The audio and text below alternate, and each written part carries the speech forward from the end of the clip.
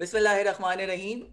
मैं UTP Umar Tariq Pirzada UTP का utopia के प्लेटफॉर्म से दोबारा हाजिर हूँ और हम अपनी प्रोजेक्ट मैनेजमेंट सीरीज़ को आगे बढ़ाते हुए आज एक और होनहार पाकिस्तानी प्रोफेशनल सॉफ्टवेयर हाउस चलाते हैं और आई थिंक बहुत सारी हमें बातें बताएंगे। टेक्निकल प्रोफेशन से उनका ताल्लुक़ है, आप उनको एंटरप्रेन्योर भी कह सकते हैं, आप उनको एक हार्ड वर्कर, एक बिल्डर कह सकते हैं, बिल्डर ऑफ कंपनी। और मेरी नज़र में तो एंटरप्रेन्योर्स की बहुत रिस्पेक्ट है क्योंकि जो रिस्क लेकर वो मार्केट में आते हैं, ख़ास तौर से फाइनेंशियली और पाकिस्तान की difficult business environment, ease of business में, जैसे आप लोगों को मालूम है कि पाकिस्तान इतना हाईली रेट नहीं होता, उसके अंदर करेज लेकर और डिटर्मिनेशन के साथ अगर कोई बंदा अपनी कंपनी बनाता है, मेरे लिए उनके लिए बहुत रिस्पेक्ट है। और ऐसे ही एक मेरे दोस्त, मैं यूनिवर्सिटी से उनका ताल्लुक़ है, आज हमारे साथ मौजूद हैं, जिनके साथ हम सॉफ्टवेयर प्रोजेक्ट मैनेजमेंट और इस इंडस्ट्री में जो डिफ़िकल्टीज़ हैं और प्रोजेक्ट मैनेजर्स को क्या कंसिडर करना चाहिए जब वो इस इंडस्ट्री में काम कर रहे हों, इधर से हम बात शुरू करेंगे। लेकिन इतनी माशाल्लाह डाइवर्स पर्सनैलिटी हैं कि मुझे पता है कि हम 2-3 जगहों पर जो है वो हाथ मारते हुए कुछ ना कुछ और भी सीख लेंगे इनसे फ्रॉम हिज एक्सपीरियंस। तो वलीद मसूद साहब, CEO ऑफ डेसिबल्स, आपका बहुत शुक्रिया, आपने हमारे लिए आज वक्त निकाला। और मैं आपसे रिक्वेस्ट करूंगा कि आप अपने आप को हमारी ऑडियंस के लिए इंट्रोड्यूस करें और हमें बताएं कि आज आप हमारे साथ क्या डिस्कस करना चाहते हैं। थैंक यू उमर, बहुत बहुत शुक्रिया, बहुत ज़बरदस्त इंट्रोडक्शन दिया आपने। ऐसा है कि सॉफ्टवेयर डेवलपमेंट इंडस्ट्री से मेरा ताल्लुक़ है। पिछले तकरीबन 15 साल से इसी इंडस्ट्री में मैं काम कर रहा हूँ। शुरू में as a software engineer, software architect अपना काम करता रहा और फिर पिछले तकरीबन 7-8 साल से अपनी कंपनी रन कर रहा हूँ डेसिबल्स के नाम से। तो बहुत सारे ऐसे एक्सपीरियंसेस हैं, बहुत सारे ऐसे तजुर्बात हैं, बहुत सारी मज़े की बातें हैं जो हम यहाँ पे शेयर कर सकते हैं अपने ऑडियंस के साथ।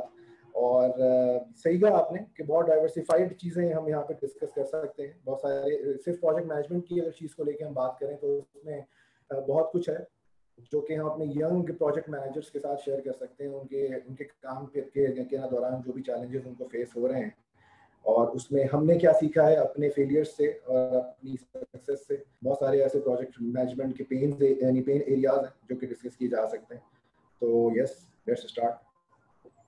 ज़बरदस्त। तो मेरे ख्याल से एक एडवांटेज मुझे क्या मिल जाता है अगर कोई लीडरशिप पोजीशन में प्रोजेक्ट मैनेजमेंट की बात करता है, कि वो एक डिफरेंट एंगल से आता है। वो ऑब्वियसली आपका माशाल्लाह एक ग्राउंड से ऊपर चढ़ने वाली एक जर्नी है, तो you know what happens on the shop floor, which is amazing. And then आप फिर एक डिफरेंट एंगल से ऊपर से, जिस तरह स्ट्रेटेजिक लेवल से भी आप जो है वो आ सकते हैं, and you can give us this both flavour. So I think इसी के अराउंड थीम करते हुए शुरू करते हैं कि as a CEO, let's start from there. So as the head of your organization, आप प्रोजेक्ट मैनेजमेंट के प्रोफेशन को सॉफ्टवेयर इंडस्ट्री में, क्योंकि आपकी इंडस्ट्री वो है, कैसे देखते हैं from a strategic point of view as well as from an operational point of view? इसके ऊपर थोड़ी रोशनी डालें एंड फिर देखते हैं बात कहाँ चलती है। ठीक है। अच्छा देखिए, इनिशियली अगर मैं अपना एक्सपीरियंस शेयर करूं तो मैं जब ये कंपनी मैंने स्टार्ट की तो मैं खुद भी अभी भी बहुत सारे प्रोजेक्ट में मैं एज अ प्रोजेक्ट मैनेजर काम अपना कर रहा होता हूँ। मैं अब मेरे साथ मेरी टीम भी मौजूद है, उसमें यंग प्रोजेक्ट मैनेजर्स हैं, मैं जिनको ट्रेन भी अपना कर रहा होता हूँ, अपने एक्सपीरियंसेस बता रहा होता हूँ, उससे सीख भी रहे होते हैं, उनसे भी बहुत कुछ सीखने का मौका बना मिल रहा होता है। अब सिलसिला ये है कि कैसे देखता हूँ मैं इस चीज़ को। तो प्रोजेक्ट मैनेजमेंट की अगर आप बात करें तो इसको डिफाइन कैसे किया जाए, सबसे पहले तो ये अब सॉफ्टवेयर इंडस्ट्री तो बाद में आएगी। सबसे पहले तो हम ये बात करते हैं कि सॉफ्टवेयर इसके ना प्रोजेक्ट मैनेजमेंट को कैसे कैसे अपना डिफाइन किया जाए। तो मैं ये समझता हूँ कि प्रोजेक्ट मैनेजमेंट जो है वो एक एक ग्रेट प्लानिंग से स्टार्ट होती है और एक ग्रेटर एग्जीक्यूशन तक जाती है। ठीक है, इन दोनों चीज़ों का मिलाप। प्लानिंग अगर वीक है तो एग्जीक्यूशन ऑब्वियसली फिर उस तरह से नहीं हो पाएगी। अगर आपका प्लान बहुत ज़्यादा तगड़ा है लेकिन आपकी एग्जीक्यूशन वीक है, तब भी ये एक बेस्ट कॉम्बिनेशन नहीं अपना बनेगा। जितने प्रोजेक्ट मैनेजर्स हैं खासतौर पे सॉफ्टवेयर डेवलपमेंट इंडस्ट्री में, मैं ये समझता हूँ कि सबसे पहली बात तो ये कि उनको थोड़ा बहुत उनका टेक्निकल बैकग्राउंड होना जरूरी है। जिस तरह बात करते हैं कि ना जेनेरिक प्रोजेक्ट मैनेजमेंट की, कि वो किसी भी इंडस्ट्री में जाके फिट हो जाना, वो एक बिल्कुल अलग एक ना डिबेट है। सॉफ्टवेयर डेवलपमेंट इंडस्ट्री के अपने कुछ चैलेंजेस हैं और सबसे पहली बात तो मैं ये शेयर करना चाहूँगा कि ये क्यों डिफरेंट है। सॉफ्टवेयर डेवलपमेंट इंडस्ट्री दूसरी इंडस्ट्री से कैसे अलग है। वो यूँ अलग है कि अगर हम ये देखें कि सॉफ्टवेयर डेवलपमेंट जो है वो इस वक्त दुनिया की फास्टेस्ट ग्रोइंग इंडस्ट्री है। जिस तरह से सॉफ्टवेयर डेवलपमेंट के अंदर जो नई टेक्नोलॉजीज इमर्ज हो रही हैं, इवॉल्व हो रही हैं, डेली बेसिस पे कुछ नया आ रहा होता है। तो और जिस तरह से ग्लोबलाइजेशन की वजह से इसमें कंपटीशन इतना ज़्यादा बढ़ चुका है कि वो जो टाइम फ्रेम्स हमारे पास पहले हुआ करते थे प्रोजेक्ट्स को एग्जीक्यूट करने के लिए, जिस तरह की कॉस्ट होती थी, जिस तरह के हमारे पास रिसोर्सेज हुआ करते थे, वो चीज़ें आज उस तरह से मैसर नहीं है। आज जो नई टेक्नोलॉजीज आ रही हैं उसके ह्यूमन रिसोर्स को मैनेज करना, सबसे पहले उसको अपने पास ऑनबोर्ड लाना, ये एक बहुत बड़ा चैलेंज हो गया है। फिर आपके पास जिस तरह के क्योंकि अगर हम क्लाइंट वेंडर एक रिलेशनशिप की या प्रोजेक्ट की बात करें तो वो एक अलग बिल्कुल डिबेट में चली जाती है चीज़। वहाँ पे फिर कॉस्ट और बजट्स और सारी चीज़ें वो बिल्कुल अलग अंदाज में फिर देखी जाएंगी। अगर हम इन हाउस डेवलपमेंट की बात करें, अपने लोकल प्रोजेक्ट्स की बात करें, तो वो एक अलग डायमेंशन में चीज़ आती है। तो हमारे पास मेरा जो व्यू है प्रोजेक्ट मैनेजमेंट को लेके वो ये कि सबसे पहली बात ये कि जो प्रोजेक्ट मैनेजर्स हैं उनके लिए ऑर्गेनाइज होना बहुत ज़्यादा ज़रूरी है। एक नंबर वन बात। ऑर्गेनाइजेशन से मुराद ये है कि देखें बहुत ज़्यादा एक रोबोटिक एटीट्यूड होने की ज़रूरत नहीं है, बहुत ज़्यादा टूल्स पे डिपेंडेंट होने की ज़रूरत नहीं है, लेकिन एक हाइब्रिड अप्रोच लाजमी चाहिए एक प्रोजेक्ट मैनेजर को। क्योंकि जो यंग प्रोजेक्ट मैनेजर्स हैं जो नए इस फील्ड में आ रहे हैं, उस कुछ ऐसी बेसिक चीज़ें हैं जो कि वो स्किप कर जाते हैं। फॉर एग्जाम्पल अगर हम स्टार्ट करें, मैं एक क्विकली एक ओवरव्यू देके चलता हूँ कि जो पेन एरियाज मैं देखता हूँ अपनी टीम में या अपने तजर्बात से जो मैंने अपना सीखा है, मैं क्विकली कुछ पॉइंटर्स देता हूँ आपको, उसके ऊपर फिर डिटेल में हम आगे बात अपना कर लेंगे।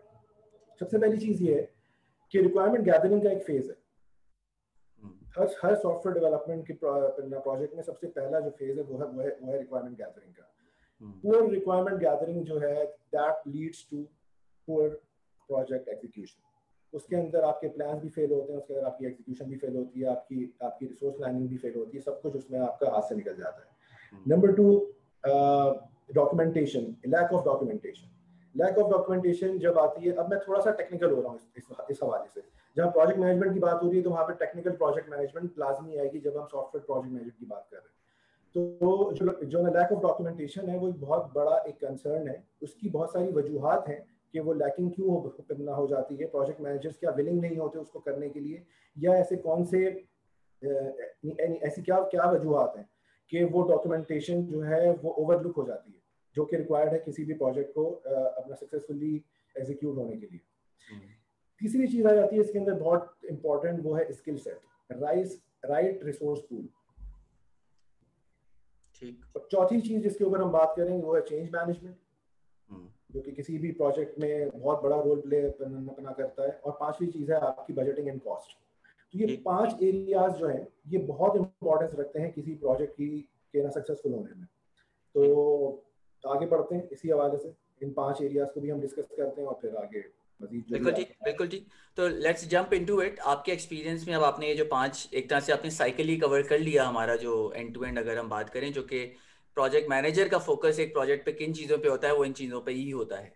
तो अगर हम प्लानिंग से स्टार्ट करें तो प्लानिंग की इंपॉर्टेंस तो आपने नेचुरली एक ऑलरेडी हाईलाइट कर दी, लेकिन आपके हिसाब से फिर मसले कहाँ आते हैं? मतलब हमारे जो प्रोजेक्ट मैनेजर्स हैं वो कहाँ लैक कर रहे हैं? जब प्लानिंग तो एक ओवरऑल वर्ड हो गया, तो वो कौन सी ऐसी चीज़ें अपने एक्सपीरियंस में आपने देखी जो कि आप हमें हमारे नए प्रोजेक्ट मैनेजर्स या इवन एग्जिस्टिंग प्रोजेक्ट मैनेजर्स के साथ शेयर करना चाहेंगे प्लानिंग के लिहाज से?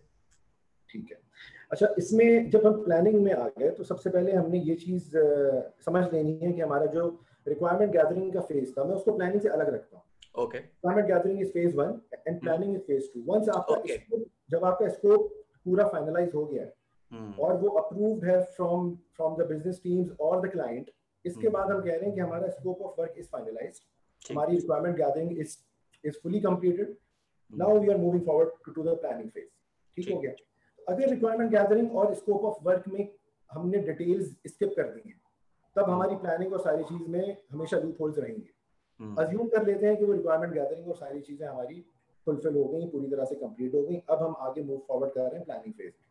अब प्लानिंग की जब आप बात करें, प्लानिंग में क्या मसले मसाइल आ जाते हैं, वो सबसे पहले यूँ देखें कि इसके अंदर एक चीज़ आती है रिसोर्स प्लानिंग, एक चीज़ आती है एग्जीक्यूशन प्लानिंग। अच्छा, रिसोर्स प्लानिंग की जब हम बात कर रहे हैं तो जितने भी हमारे यूँ कह लें कि स्टार्टअप्स हैं, जो सॉफ्टवेयर हाउसेज हैं जो कि एक मतलब कि एक स्मॉल स्केल पे काम कर रहे हैं, वहाँ पे एक लिमिटेड अपना रिसोर्स पूल है। और अमूमन ये होता है कि जितनी भी इस तरह की न्यू कंपनीज हैं, वहाँ पे एक खास टेक्नोलॉजी को लेके हम काम कर रहे होते हैं। होता क्या है कि जब हमारे पास, क्योंकि आपने अपनी कंपनी को ग्रो भी करना है, आपके पास अपनी अपॉर्चुनिटीज भी लिमिटेड है, अगर कोई ऐसी अपॉर्चुनिटी आती है तो उसमें ये होता है कि अमूमन हम इस तरह के डिसीजन मेकिंग हम कर जाते हैं जहाँ पे हमारे पास उस चीज़ की टेक्नोलॉजी एक्सपर्टीज नहीं होती, लेकिन हम उन प्रोजेक्ट्स को एक्सेप्ट कर जाते हैं जस्ट टू मेक श्योर कि ये प्रोजेक्ट हमको अवॉर्ड हो जाए और हमारे पोर्टफोलियो में एक एडअप हो जाए। एट द सेम टाइम हमारे कैश फ्लोज को भी हमने मैनेज अपना करना है। अब ये डिसीजन मेकिंग जो है ना, बहुत सारे फैक्टर्स पे बेस्ड होनी चाहिए। अगर वो फैक्टर्स आपके कंप्लीट नहीं है, अगर वो फुलफिल नहीं हो पा रहे, इट मीन्स कि ये प्रोजेक्ट फेल होना ही होना है। और ये 50% ऑफ प्रोजेक्ट्स मैं समझता हूँ कि छोटी कंपनीज के इसी वजह से फेल होते हैं। अब सबसे पहली चीज आ गई, फॉर एग्जांपल मैं आपको एक मिसाल देके बनना चाहता हूँ। एक बिल्कुल न्यू टेक्नोलॉजी है, समझ लें आपके गूगल की एक फ्लटर के नाम से एक नई टेक्नोलॉजी है जो कि क्रॉस प्लेटफॉर्म एप्लीकेशन डेवलपमेंट के लिए, मोबाइल ऐप्स के लिए। इससे पहले जो दो टेक्नोलॉजीज यूज हो रही थी दुनिया में, वो एक थी रिएक्ट नेटिव और दूसरी थी आपकी Xamarin जो कि माइक्रोसॉफ्ट की है। अब फ्लटर जब आई मार्केट में तो वो जाहिर उसकी डिमांड बढ़ना शुरू हुई, क्योंकि गूगल उसको बैक कर रहा है, तो लोगों ने कहा कि हमको फ्लटर पे जाना है। अब बजाय इसके कि मेरे पास एक प्रोजेक्ट आता है इस तरह का और क्लाइंट ये रिक्वायरमेंट लेके आता है कि मैंने फ्लटर पे काम अपना करना है, अब पहली बात तो ये कि मैंने सबसे पहले देखना है कि यार इस टेक्नोलॉजी को मैं हैंडल भी कर सकता हूँ कि नहीं, मेरे पास उस तरह के रिसोर्सेज मौजूद हैं कि नहीं। मेरे पास रिएक्ट नेटिव के लोग मौजूद हैं, वेल एंड गुड। मेरे पास Xamarin की एक्सपर्टीज अगर मौजूद है, वेल एंड गुड। लेकिन अब अगर मेरे पास फ्लटर की एक्सपर्टीज मौजूद अगर नहीं है और मैं ये प्रोजेक्ट एक्सेप्ट करके बैठ जाता हूँ, तो उसके लिए फिर मेरे पास बैकग्राउंड में कुछ ना कुछ वर्किंग होगी। अब वो वर्किंग क्या होगी कि मैंने ये आइडेंटिफाई करना है कि मैंने इसके रिसोर्सेज आया हायर करने हैं या मैंने आउटसोर्स करना करना है। ठीक, बिल्कुल ठीक। हायरिंग अपने एंड पे एक बहुत बड़ा काम है, that is not an easy thing. अगर पाकिस्तान में फ्लटर के डेवलपर्स ढूंढने के लिए निकल जाए तो वो आपको बमुश्किल मिलेंगे अभी, क्योंकि एक नई न्यू टेक्नोलॉजी है, उसके ऊपर अभी वर्किंग हो रही है, अभी कम्युनिटी उस तरह से डेवलप नहीं हुई है, उस तरह की सपोर्ट ऑनलाइन मौजूद अपना नहीं है। इसके मुकाबले में रिएक्ट नेटिव एक बहुत ज़्यादा एक ना सॉलिड टेक्नोलॉजी है। तो एक मिसाल के तौर पे मैंने ये चीज़ आपके सामने पेश की है कि just to avail that opportunity, अगर मैं इस चीज़ को एक्सेप्ट कर जाता हूँ तो मेरे पास दो नए चैलेंजेस खड़े हो गए कि यार मैंने अपना रिसोर्स पूल एक तो मैनेज अपना करना है, ये लोग कहाँ से लाऊंगा जो इस टेक्नोलॉजी पे काम अपना करेंगे। प्लस फिर सबसे बड़ा ब्लंडर जो मारते हैं नए एंटरप्रेन्योर्स इस तरह की ना सिचुएशन में, अपने एग्जिस्टिंग टेक्नोलॉजी स्टैक को चेंज करते हैं उस वाले टेक्नोलॉजी स्टैक पे। अपने जो एक्सपर्ट्स हैं जो ऑलरेडी किसी टेक्नोलॉजी में काम कर रहे हैं, उनको फोर्स किया जाता है कि वो फिर इस टेक्नोलॉजी के ऊपर मूव कर जाए। ठीक है, that is not a wise decision every time. ठीक है, तो अब होता क्या है कि जब एक लर्निंग फेज स्टार्ट हो गया, जो नए लोग हैं, अब मेरे पास एक सॉफ्टवेयर इंजीनियर है जो बहुत जबरदस्त कमांड रखता है रिएक्ट नेटिव के ऊपर। अब मैं उसको कहता हूँ जी अब आ जाओ तुम गूगल फ्लटर के ऊपर। अब वो फ्लटर के ऊपर जो उसका एक लर्निंग अपना टाइम लगना है, वो मेरी एक अच्छी खासी कॉस्ट है और वो कॉस्ट मैंने इस प्रोजेक्ट पे बियर करनी है। सही, एट द सेम टाइम मेरी टाइमलाइंस, मेरी कॉस्ट, हर चीज हिलनी है इससे। दूसरा मेरे पास एक हल ये है कि मैं इस चीज को आउटसोर्स कर जाऊं। मैं फिर अपना रिमोट डेवलपर्स हायर करूं, उनको कॉन्ट्रैक्ट बेसिस के ऊपर लाऊं। लेकिन आपको पता है कि जब फ्रीलांसर्स के साथ जब काम किया जाता है तो फिर आपकी प्रोजेक्ट मैनेजमेंट के जो ग्रिप होती है वो वैसी लूज हो जाती है। तो बहुत सारे इसमें डिफरेंट सिनेरियोज आ जाते हैं। एक बात तो ये हो गई। दूसरी चीज़ ये आ गई कि प्लानिंग में दूसरी बात जो मैंने की, एक तो रिसोर्स प्लानिंग की बात हो गई और दूसरी चीज़ आ गई आपका वर्क ब्रेकडाउन स्ट्रक्चर। जब हम WBS की बात करते हैं तो यहाँ पे फिर अगेन एक टेक्निकल एक्सपर्टीज का होना बहुत ज़रूरी है। जब हम एक बड़े प्रोजेक्ट को, एक बड़े स्कोप को जब हम डिवाइड करते हैं छोटे माइलस्टोन्स के अंदर, तो उसके अंदर बहुत रियलिस्टिक डेडलाइंस सेट करना बड़ा ज़रूरी होता है, जो कि अमूमन ये चीज़ ओवरलुक होती है। जब भी हम अपने प्रोजेक्ट को छोटे हिस्सों में तोड़ रहे होते हैं तो उसमें अमूमन ये होता है कि हम कुछ आइडियलिस्टिक डेडलाइंस लेके चल रहे होते हैं। और ख़ास तौर पे मज़े की बात यह है कि जब आपका स्कोप ऑफ वर्क सही नहीं बना हुआ, तब तो फिर आप समझ लेंगे चीज़ पूरी बर्बाद ही होनी है। अब वो होगा क्या है कि आपकी जो ना टाइमलाइंस हैं वो बेस कर रही होंगी उस स्कोप पे जो कि आपने उसमें चीज़ें स्किप की हुई हैं, वो पूरी तरह से जामे चीज़ नहीं बनी हुई।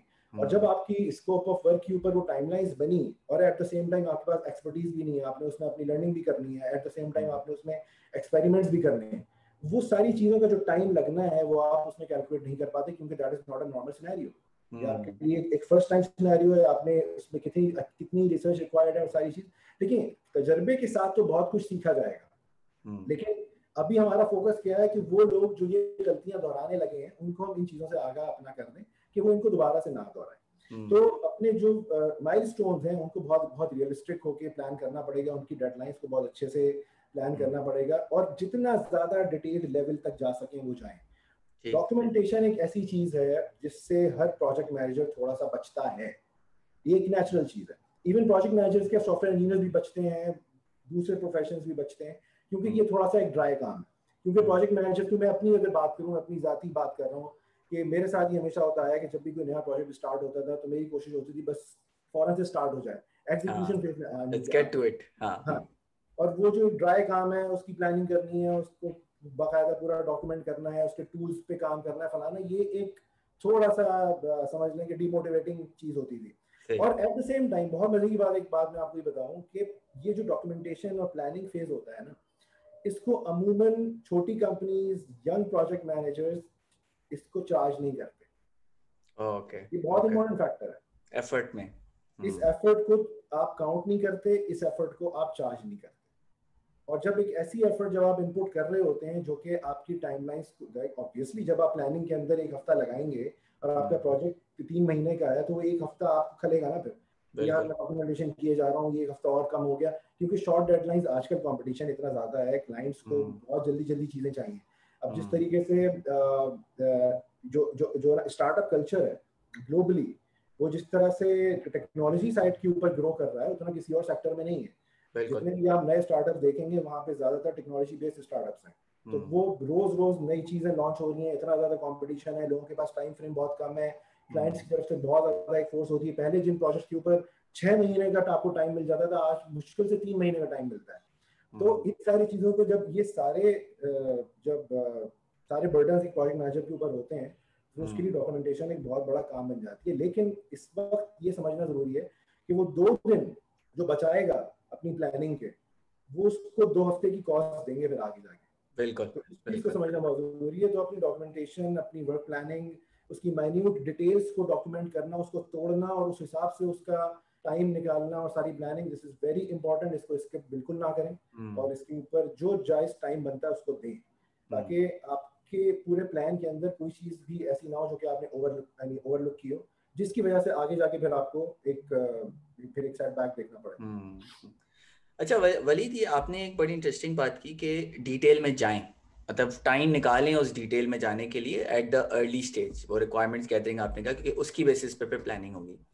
दूसरी तरफ आपने ये भी कहा कि कंपटीशन है और टाइम कम है और क्लाइंट की एक्सपेक्टेशन और ग्लोबलाइजेशन और कंपटीशन की आपने जब बात की, तो इसमें मुझे थोड़ी सी अब ये मुश्किल आ रही है। मैं सोच रहा हूँ, मैं प्रोजेक्ट मैनेजर की तरह सोच रहा हूँ कि भाई एक तरफ मुझे डिटेल में जाना है, दूसरी तरफ मेरे पास इतना टाइम प्रेशर है कि मैं डॉक्यूमेंटेशन नहीं कर सकता, लेकिन दूर अंदेशी ये कहती है और आपका एक्सपीरियंस ये कहता है कि अगर मैंने वो नहीं किया तो मुझे बाद में ये मैं पछताऊंगा, let's say I will use that word. तो ये कैसे, इसके ये बैलेंस कैसे फाइंड करें? ये मतलब मैं आपके थोड़ी एजिलिटी की तरफ लेके जाना चाह रहा हूँ इस टॉपिक के साथ, क्योंकि एजिलिटी आजकल बड़ी it's a topic in the project management profession. वो फ्रेमवर्क्स के अंदर नहीं चलते हैं, लेकिन किस तरह हम एजिलिटी लाएं अपने प्रोफेशन के अंदर, मैं इस तरफ थोड़ी आपसे आपकी राय लेना चाह रहा हूँ कि ये बैलेंस और एजिलिटी किस तरह फिर क्या करना चाहिए प्रोजेक्ट मैनेजर्स को। जबरदस्त बात की आपने। अच्छा, इसमें ना मैं हमेशा से एक बात कहता आया हूँ, अपने लोगों को भी कहता हूँ, अपनी टीम को भी कहता हूँ कि एक हाइब्रिड अप्रोच रखो। बहुत ज्यादा टूल्स पे डिपेंडेंट होने की जरूरत नहीं और बहुत ज्यादा एड हॉक भी काम करने की जरूरत नहीं है। थोड़ा एक हाइब्रिड अप्रोच, थोड़ा ह्यूमन बिहेवियर होना चाहिए, ह्यूमन एटीट्यूड होना चाहिए, और वो सारी चीजों में इम्प्लीमेंट होता है। ना सिर्फ ये कि आपकी प्लानिंग, आपकी एग्जीक्यूशन, देखिए एग्जीक्यूशन भी इंसान है, आपके साथ जो काम कर रहे हैं वो भी इंसान है, उनके साथ भी कुछ मिसहैप्स हो सकते हैं, कभी कोई बीमार हो सकता है, कभी कुछ हो सकता है, तो वो आपकी प्लानिंग का पार्ट नहीं होते। आप अमूमन उन चीज़ों के लिए थोड़ा बहुत अपना बफर रखते हैं हमेशा अपनी प्लानिंग में। तो कहने का मतलब ये है कि ठीक है, आप बात बिल्कुल सही कर रहे हैं, प्रेशर है, सब कुछ है, लेकिन सबसे पहले तो इस चीज़ की अगर आप इंपॉर्टेंस समझ गए कि यार ये जो मेरा प्लानिंग का फेज अभी चल रहा है, इसमें मेरे 2 दिन एक्स्ट्रा दे देना मेरी, देखिए इसमें बहुत सारी चीज़ें ऐसी हैं जो कि इन पैरेलल की जा सकती हैं। फॉर एग्जांपल अगर सॉफ्टवेयर प्रोजेक्ट मैनेजमेंट की बात करें तो मेरा अमूमन क्या एक ना तरीक़ेकार है कि जब हमारी कुछ डॉक्यूमेंटेशन के फेजेस अपने चल रहे होते हैं, एट द सेम टाइम हम सिस्टम अपने आर्किटेक्चर के ऊपर काम करना शुरू कर देते हैं। ठीक है, अब सिस्टम आर्किटेक्चर या फिर सिस्टम डिज़ाइन जो चीज़ है उसको भी एक अपना ड्यू टाइम चाहिए। मैंने बहुत सारे ऐसे लोग देखे हैं, उमर आप भी जानते होंगे इतना यकीनन, जो सिस्टम डिज़ाइन को वो अहमियत नहीं देते। उनके 20-20 साल के एक्सपीरियंसेस हो चुके हैं, वो कहते हैं विद द फ्लो ग्रो कर जाएगा, विद द फ्लो ग्रो कर जाएगा। आप किसी भी सिस्टम डिज़ाइन को अगर इस तरह से लेके चलेंगे तो फिर तो आपकी स्केलेबिलिटी भी गई हाथ से, आपकी जो रोबस्टनेस है पूरे सिस्टम की वो भी आप स्टेक पे लगा रहे हैं। कहीं कहीं देखें ये एक बड़ी एक ना सब्जेक्टिव सा टॉपिक है, इसके ऊपर बात की जा सकती है। फॉर एग्जांपल के मैं एक ऐसा अपने प्रोडक्ट पे काम कर रहा हूँ जो कि मुझे पता है कि यार अगले 2-3 साल तक इसके फीचर्स की डेवलपमेंट खत्म नहीं होनी है, तो मैंने अपनी बाउंड्री बांध देनी है कि यार मेरा जो पहला लॉन्च है, मेरी जो पहली चीज़ है, मेरा जो पहला फेज है इसका बीटा वर्जन, वो इन सारे फीचर्स के साथ लॉन्च होने के लिए जा रहा है। तो ऑब्वियसली मैं उसको उस बाउंड्री तक रखूंगा, लेकिन क्योंकि मेरी अप्रोच एक फार साइडेड अप्रोच होगी, मुझे पता है कि यार मैंने अगले 3 साल में कहाँ पहुंचना है और मैंने किस तरह के फीचर सेट इंट्रोड्यूस अपना करने हैं, ऑफर करने हैं अपने ना प्रोडक्ट में। मैं उस आर्किटेक्चर को एटलीस्ट उस निगाह से देखूंगा और उस चीज़ को ध्यान में रखते हुए उसका पूरा सिस्टम डिज़ाइन होगा, ताकि उसमें कल को जब उन चीज़ों की इम्प्लीमेंटेशन की बारी आए तो मेरी जो स्केलेबिलिटी है वो कहीं भी कॉम्प्रोमाइज़ ना हो रही हो। तो कहने का मकसद ये है कि हाइब्रिड अप्रोच में अगर आप चल रहे हैं, आप कह रहे हैं ठीक है मैं पैरेलल में चीज़ें चलाना शुरू अपना कर रहा हूँ, एक ना सर्टेन मॉड्यूल को लेके हम अपनी वर्किंग शुरू कर दें और इन पैरेलल हम उसकी जो ना उसके नेक्स्ट मॉड्यूल्स हैं उसके ऊपर, क्योंकि देखिए जब टीम वर्क होता है तो जाहिर है सब लोगों के अपने अपने रोल्स हैं। आपके साथ प्रोजेक्ट मैनेजर भी काम कर रहा है, आपके साथ आपका आर्किटेक्ट भी काम कर रहा है, आपके पास सॉफ्टवेयर इंजीनियर्स भी हैं, उसके अंदर जो है वो QA वाले भी हैं, उसके अंदर UI डेवलपर्स भी हैं, तो एक पूरा एक टीम वर्क है और सब पैरेलल में अगर अपना अपना काम कर रहे हैं विद अ सर्टेन डिपेंडेंसी, तब आप पैरेललिज्म को आप अचीव कर सकते हैं। अगर प्रोजेक्ट मैनेजर अपनी डॉक्यूमेंटेशन पे काम अपना कर रहा है और वो अपना पहला मॉड्यूल डॉक्यूमेंट कर चुका है, तो इट मींस कि जो आर्किटेक्ट और सीनियर इंजीनियर्स हैं वो अपने सिस्टम डिजाइन के ऊपर, आर्किटेक्चर के ऊपर काम स्टार्ट कर सकते हैं। लेकिन अगर प्रोजेक्ट मैनेजर ने ये कहा कि नहीं ठीक है मैं स्किप कर जाऊं अपना चीजों को, मैं फलांग के आगे चला जाऊं और मैं कुछ स्क्रिप्ट चीजों के साथ अपना स्कोप क्लोज अगर कर दूं और उस तरह का प्लान में क्रिएट ना करूं, देखा जाएगा। अमूमन हो जाता है कि बहुत ज्यादा तेजी में एग्जीक्यूशन हो रही होती है तो हम कहते हैं यार देख लेंगे हो जाएगा, हम थोड़े ज्यादा घंटे लगा देंगे, हम थोड़ा लेट नाइट काम कर लेंगे फलाना, ये सारी चीजें बैक ऑफ माइंड होती है, शायद मुझे नहीं कहते, लेकिन ये चीजें फिर आगे जाके आपके प्रोजेक्ट का फेलियर का फिर बाइस बनती है। तो इस चीज को आप पैरेलल में चला लें, स्किप ना करें।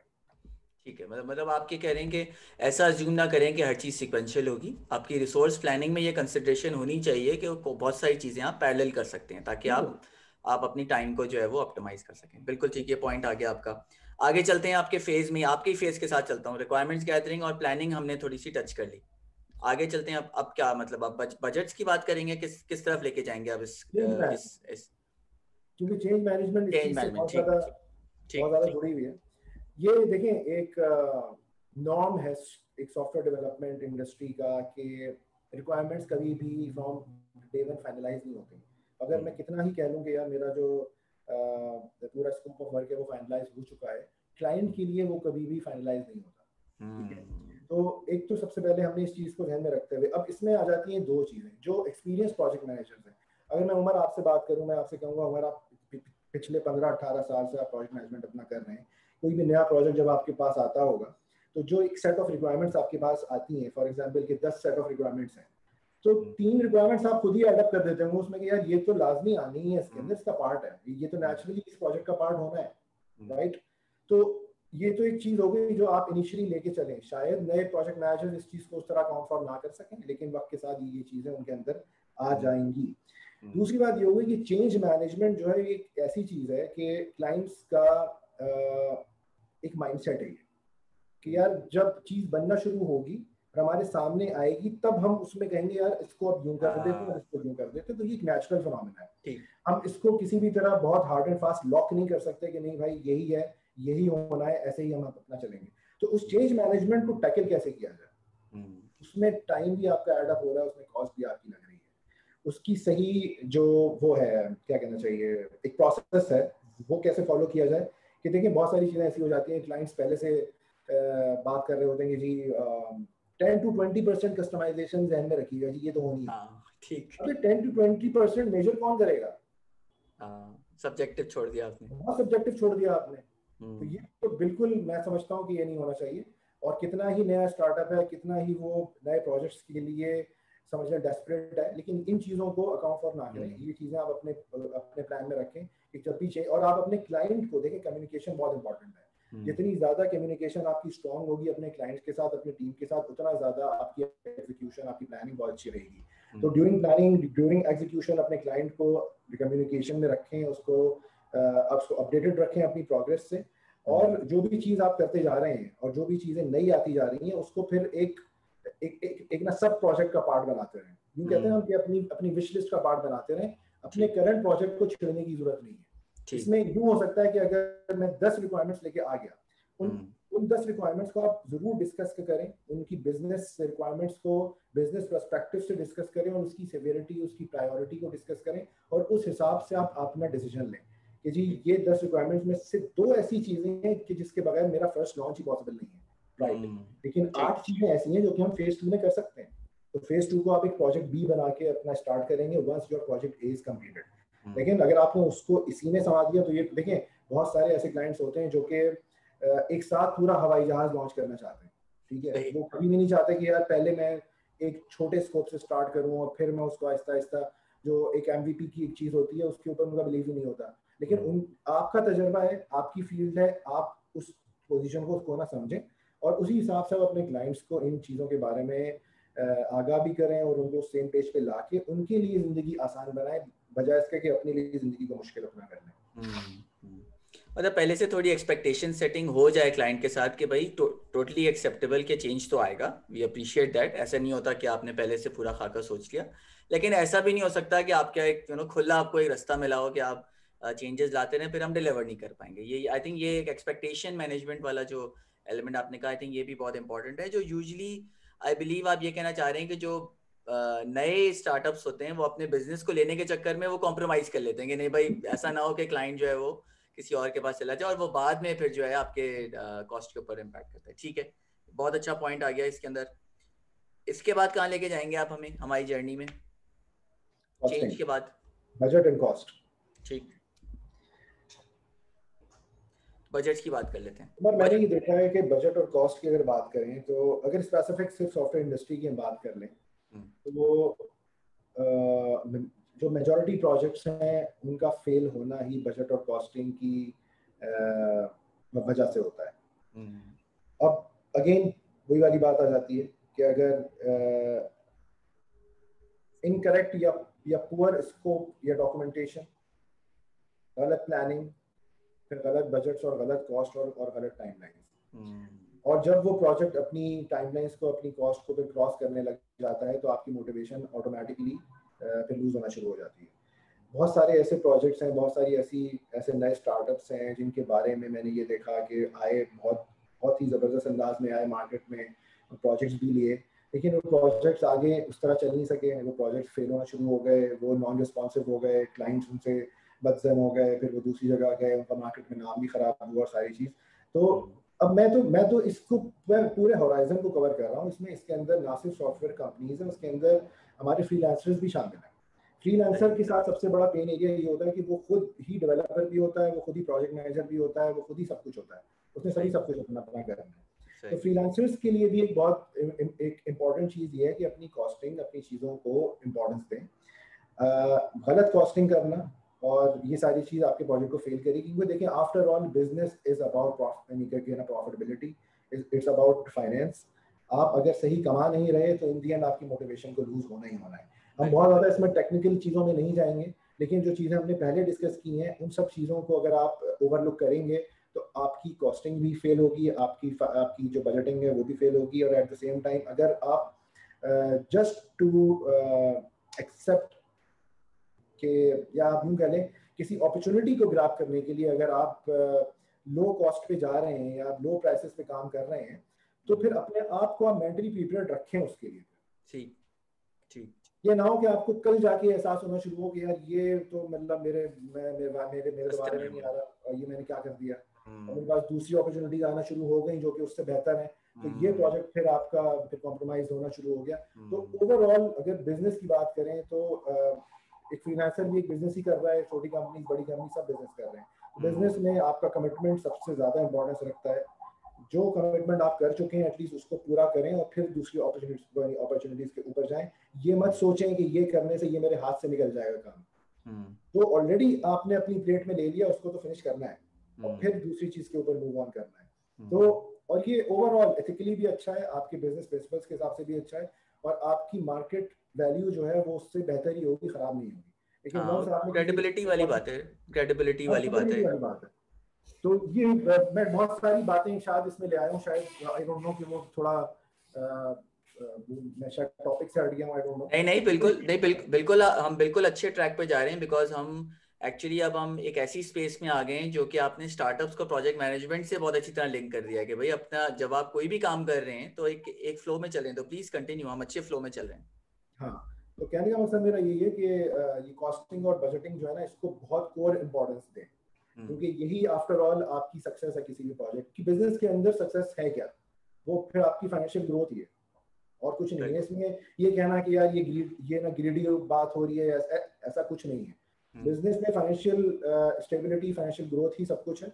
और उस चीज को हाँ बिल्कुल आप बाय ट्रू मीन्स, बाय हलाल मीन्स आप उन चीजों को पूरा फुलफिल करें और कोई ऐसा चीज ना करें कि किसी बड़ी अपॉर्चुनिटी के ना चक्कर में अपने किसी एग्जिस्टिंग प्रोजेक्ट को आप सफर करवाएं, ऐसा ना करें। बिल्कुल सही प्रैक्टिसेस को फॉलो करें और ऐसा होने ही ना दें कि ऐसी नौबत आए कि जहाँ पे आपको किसी भी प्रोजेक्ट में कॉस्टिंग की वजह से डीमोटिवेशन स्टार्ट हो जाए। तो अपने आप को मेंटली प्रिपेयर्ड रखें अगर आप ऐसा कुछ स्टेप लेने के लिए जा रहे हैं, क्योंकि इन दी एंड उस प्रोजेक्ट से आपको या तो एक तो फाइनेंशियल गेन मिल जाना है या फिर आपके पोर्टफोलियो में कुछ अच्छा ऐड अप हो जाना है, आपको अच्छा क्लाइंट मिल जाना है जो कि आगे आपको मजीद आपके नए प्रोजेक्ट्स के लिए आपको रेफर कर रहा होगा।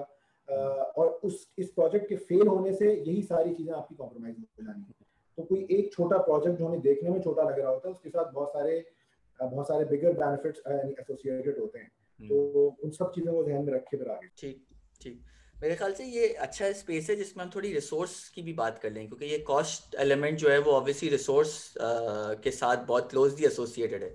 तो इसको भी अगर हम इसी फ्लेवर के अंदर ले आए कि राइट रिसोर्स फाइंड करना। और एक सवाल पूछ लेता हूँ जो मेरे जहन में चल रहा है, क्योंकि आप ये करते रहते हैं, किस तरह बंदा बैलेंस करे जो कंपनी चला रहे हैं, किस तरह बैलेंस करें कि हम ऑलरेडी रिसोर्सेज अवेलेबल रखें कि हम फ्यूचर प्रोजेक्ट्स लेंगे, या प्रोजेक्ट आए तो फिर मैं रिसोर्स ढूंढने निकलूं या आउटसोर्स करूं। ये इसके बीच में बैलेंस कैसे रखें, क्योंकि अगर कोई मैंने ज्यादा रिसोर्स रख लिए और प्रोजेक्ट्स नहीं आ रहे तो मेरी कॉस्ट जो है मुझे पेरोल तो चलाना है अपना।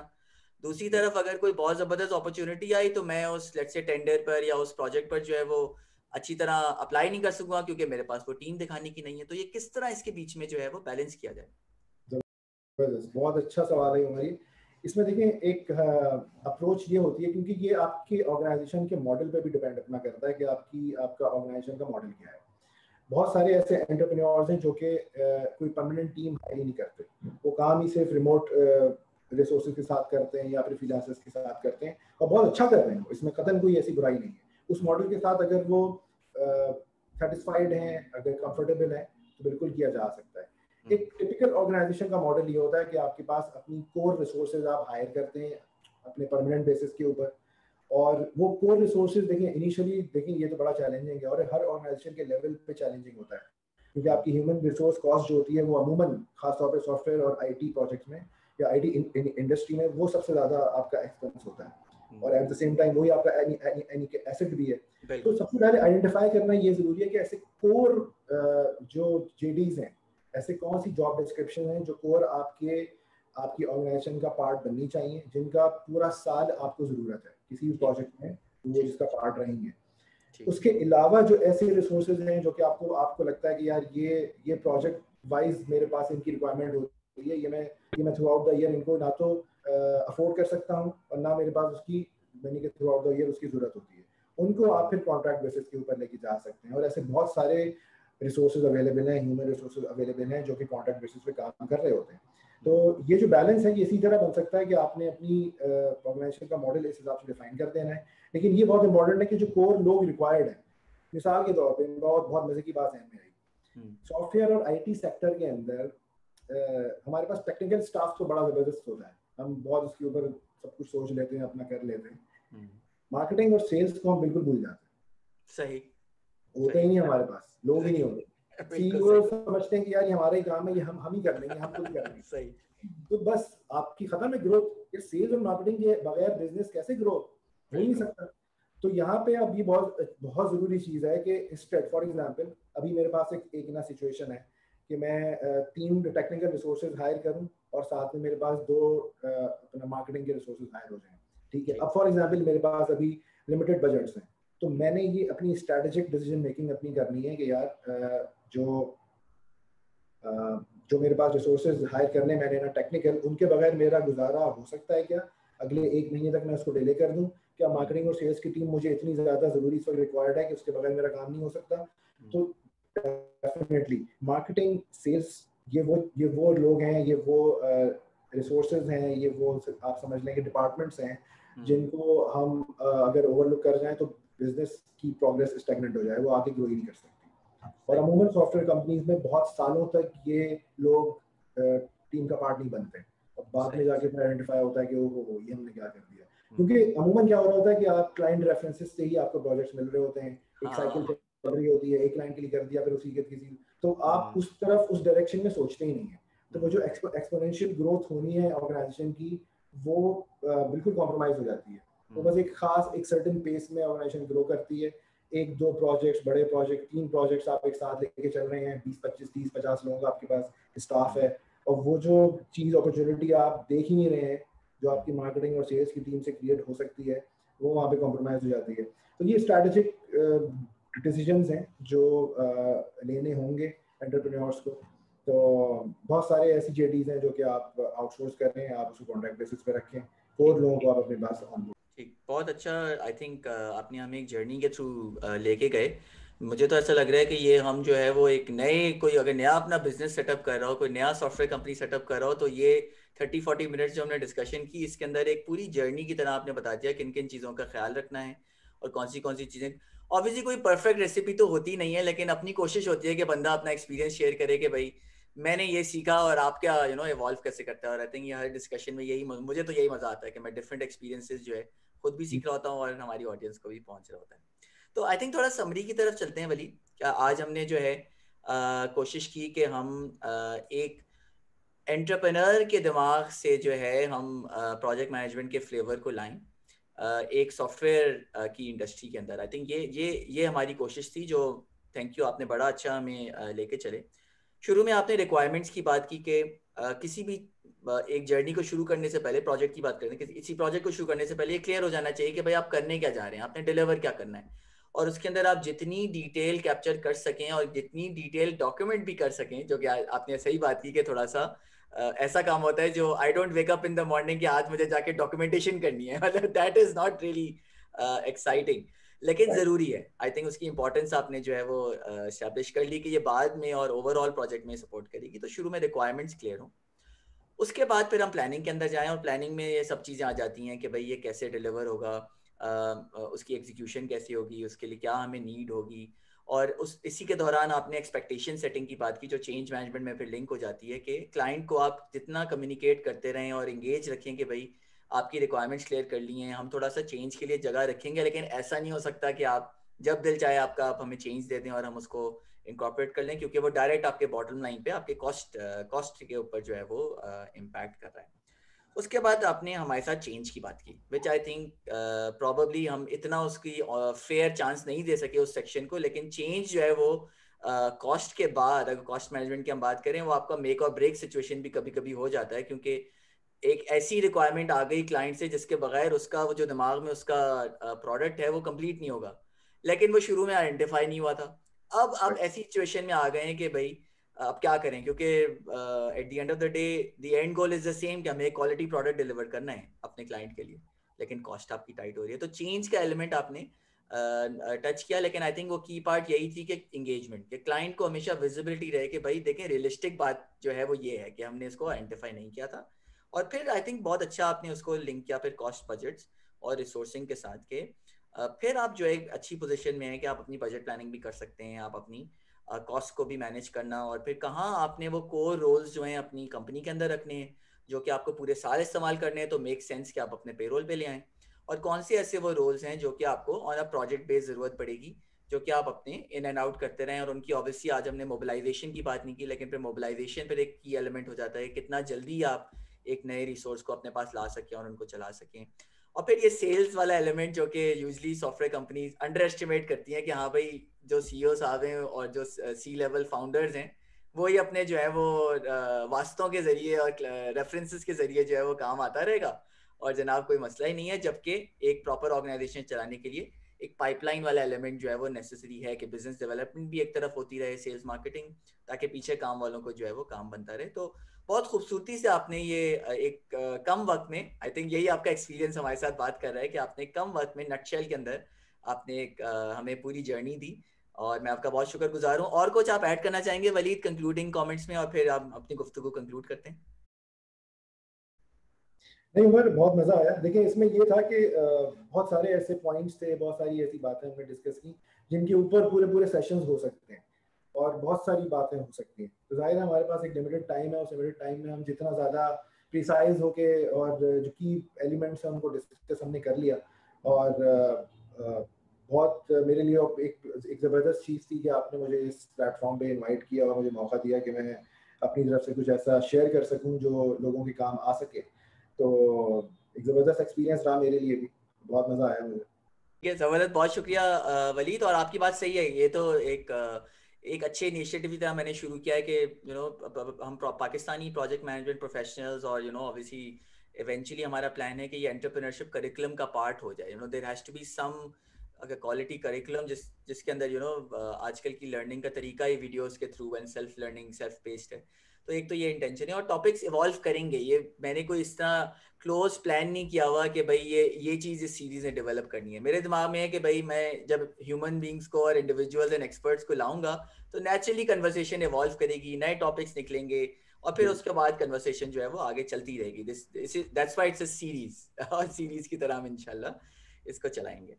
तो अब मैं अपनी ऑडियंस से मुखातिब हूँ। बहुत शुक्रिया आपने हमें ज्वाइन किया, और जैसा कि मैंने प्रॉमिस किया हुआ है आप लोगों से कि हम पाकिस्तान के प्रोजेक्ट मैनेजमेंट प्रोफेशनल्स को इस सीरीज़ के अंदर लाएंगे।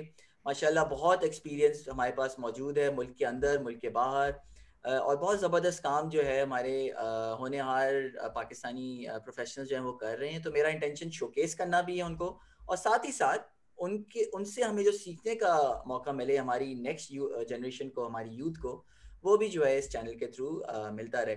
तो होपफुली आप अग्री करेंगे कि मैं अपनी इस प्रॉमिस पे उतर रहा हूँ, और अगर मैं नहीं उतर रहा हूँ तो प्लीज़ हमें फीडबैक दें कमेंट्स के ज़रिए, और इसको अगर आपको ये चीज़ पसंद आई तो और भी शेयर करें लोगों के साथ। और अगर आप हमें ज्वाइन करना चाह रहे हैं तो वो तो मेरा वादा है आपसे कि अगर आप हमारे साथ कुछ आके ज्वाइन करना चाह रहे हैं, मेरे शो पे आना चाह रहे हैं, तो प्लीज़ लेट मी नो।